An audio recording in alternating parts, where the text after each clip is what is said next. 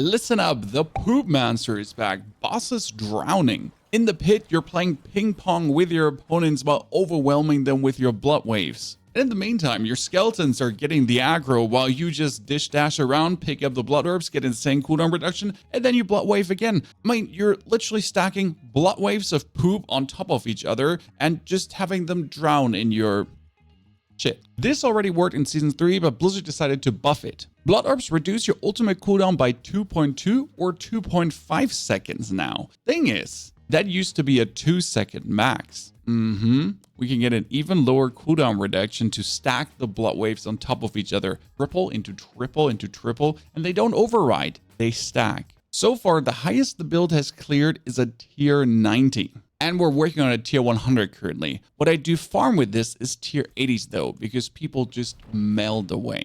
Gameplay loop is quite simple. We poop on our opponents, curse them, and then we essentially blood mist in for some corpse explosions. Pull them together, poop again.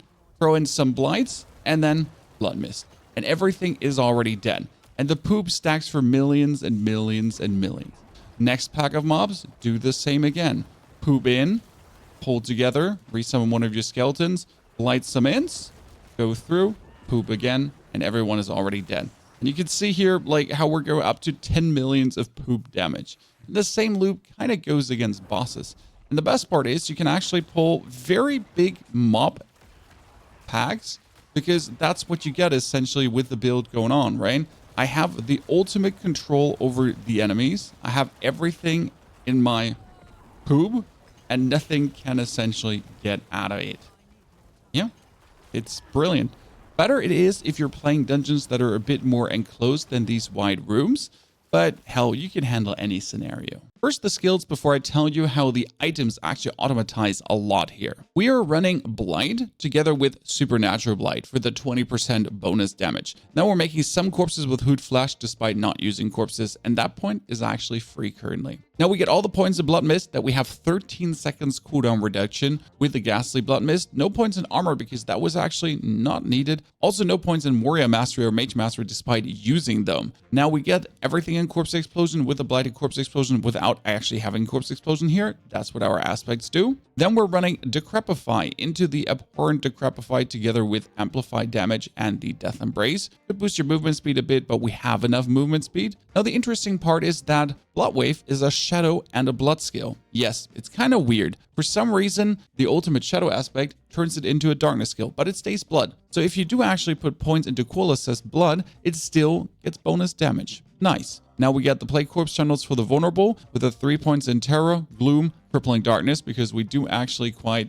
stun a lot with a lucky hit and overwhelm the enemy with waves of poop. We do fortify by producing some corpses. Lastly, the Blood Wave into Supreme Blood Wave. No points in Standalone or Memento Mori. No points in Crit because we could own Crit. And then lastly, the Shadowblight King passive. Now we get this 1 point free, so I'm probably going to put it into Blight. And technically, we could yoink out the points out of Corpse Explosion to actually put more points in Blight. And that might be doing a good job. In the equipment section, key parts are the cooldown reduction for the blood orbs, and here we have a ring that actually does not belong into the build, but it did have ultimate cooldown reduction, so that is fantastic. What you would rather temper is actually shadow damage over time. Yes, always shadow damage over time, and I'll explain why over desecrated ground damage. Then on the gloves, we're playing Blood Wave is triple cast, and that's so important because Blood Wave doesn't abort another Blood Wave. Not like a Bone Storm, just making a new Bone Storm, or a Army of the Dead erasing the old Army of the Dead. Nah, this essentially layers one blood wave on top of another, on top of another, on top of another, and if you cast a new one, the old one still keeps casting, if you have low enough cooldowns. Damage over time is wanted here, critical strike damage is not wanted here, rather lucky hit chance to essentially trigger the crippling darkness more, or intelligence for the wither node. Yes, intelligence, a lot of intelligence. Gonna temper shadow damage over time, corpse tendrils, curse duration also works with decrepify size. That's 2 pieces of the puzzle. The third one is Ultimate Shadows. On your amulet, we used to play this on a 200 weapon, but we found a better solution. Bone Storm and Blood Wave are now darkness skills, and it says also darkness skills, which means they stay blood skills for the time being. Everything blood related still works on them. And Blood Wave creates Desecrated Ground as a Traveled, dealing 200,000 shadow damage base, which is insane. You always want damage over time. Sadly, I did temper Corpse Explosion damage here. Your amulet needs cooldown reduction and ultimate cooldown reduction to get it as low as possible. Currently, I'm looking at 26 seconds here right now. Lastly, on the 200 weapon, we're playing the Damned aspect because that is 100% bonus damage multiplicative on cursed enemies always. You would think that you actually play the Shadowblight King passive active thing here for 240% multiplier. But to be fair, this is a constant that always works in every situation. You can have damage over time on your weapon with a template of damage over time, and currently I have Blight size on it. What I would rather want to have is the chance for Blight projectiles to cast twice, because we're throwing in our Blight, and then if we can double cast that in between, that's so much more damage. Quite incredible. And then the last component on an actual ring with ultimate cooldown reduction and shadow damage over time would be the Shadowblight King passive, stacking up for that 120% damage multiplier. And I wish I could wield a second-hand weapon like a barbarian to just have that also multiply up harder. Then on our boots, we're playing essence per second important and movement speed during Blood Mist, double important. Followed up by Blood Mist triggers Corpse Explosion to have the ultimate cooldown reduction on Corpse Explosion together with, well, the Corpse Explosion actually triggering for the Flesh Eater node, because we don't want to play Corpse Explosion since we're not making all too many corpses to kind of put that in. The Blight actually works better there for bonus cooldown reduction on the Blood Wave. Now this gets followed up with our Skeletal Warrior and Mages being there double. And the reason why we're playing Mages and Warriors is because they're working as a damage buffer that we can always come out of our Blood Mist without instantly being targeted, because our minions are being targeted. Here I currently have resistance and total armor, kind of helps me to actually be fully resistanced out. Could alternative take ranks into amplified damage here for more curse damage. Now quickly to the Warriors and the Mages. The Warriors are essentially giving me a cooldown reduction in corpses. That is the bug, where they could just give you a cooldown reduction to have your Blood Mist always, and again, the damage buffer, so you can dish dash around and have the fun time. Whereas your Skeleton Mages are stacking the Shadowblight King passive as well, which you don't need, but still, they're giving you a 3% increase to damage for each active Shadow Mage, which is another 15%. Oh, and all your mages are being healed by every single Blood Orb you pick up, so you're consistently healing them that they don't actually die, and you don't have to worry about resummoning them. On my chest piece, we're rocking Essence per Second. I would like to have the Corpse Explosion stacked, but I don't simply have it. Blood Mist cooldown or Blood Mist duration. Probably Blood Mist cooldown in this case better. Corpse Tundra. And right now it had Bone Storm on it because I accidentally forget swapping it for the Hardened Bones, because that's my actual chest I'm running most of the time with the Corpse Explosion and the Armor Plus, so I don't have to care about any of this. But the Essence per Second works just so much better with a Blight. Lastly, it's the helmet. We're playing Harlequin Crest because the 4 ranks work together with the Blight, Corpse Tundra, Decrepify, and Blood Mist to actually boost them. That being said, a normal helmet does do the trick as well. The main thing we want to have is the cooldown reduction. If you do play a normal helmet, you do get another aspect slot, where you could then add maybe a Photic for bonus shadow damage to your warriors, which is not really worth it. Rather go for the Getters to actually get a 20% damage multiplier, or could technically think about playing Concussive Strikes. Damaging an enemy has a chance to daze them, which is another stagger, and then you deal 20% increased damage to dazed enemies. If bosses are staggered, it's a 20% damage increase. Ultimately, aspect of the Embalmer with a Corpse Explosive Blood Mist could make a few more Blood Orbs, but you're already kind of maxing out on Blood Orbs to even remotely consider this, because we have at least 9 from every Blood Wave cast that we don't need it. But I mean, it wouldn't hurt. To the Paragon board, and we're playing Blood Begets. Yes, Blood Orbs grant you 15% damage increase.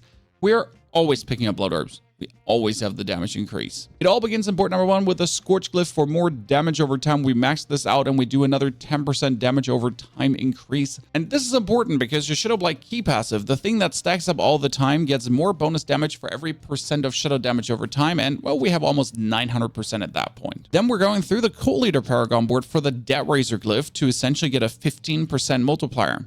For our minions attack, 15% multiplier. Would be stupid to not have. With a Wither board, and Wither does more damage the more int you have, and right now we have a 30% chance for our damage over time effects to do 140x more damage. The more int you have, the better this is. I have 1,300 int. I could re-roll this one here with 17% attack speed into a percentage int of like 11 or 12% at this point. Could get in on the gloves. We could get probably in on the chest, and suddenly we'd be looking at almost 2,000 intelligence here, which would skyrocket our damage because it increases the percentual chance and lets us go absolutely bonkers. Pick up damage reduction, more shadow damage over time, and then more darkness damage. Would be better if this was damage over time, but hey, we'll take it. 10% damage reduction as well. Upwards into the Flesh Eater board. And yes, you do consume this over the Corpse Explosion. It does consistently work together with currently Amplify for more curse damage, boosting a little bit our resistance and damage to elites. That gets followed up with only a few points into the Blood Baguettes board. And it's a bit weird to get in here because I have to go either past Potion Healing or Overpower. So in both cases, not really worth it. Technically come from the side as well, but it's even more points invested just to barely make it to this 15%. It might be better to just activate another glyph like Abyssal, but right now I do like the idea of taking these blood orbs. I mean, it's like 12 points invested. Going downwards into the bonus life with the Tenacity, technically this board could be coming before here in the position of the Cult Leader board.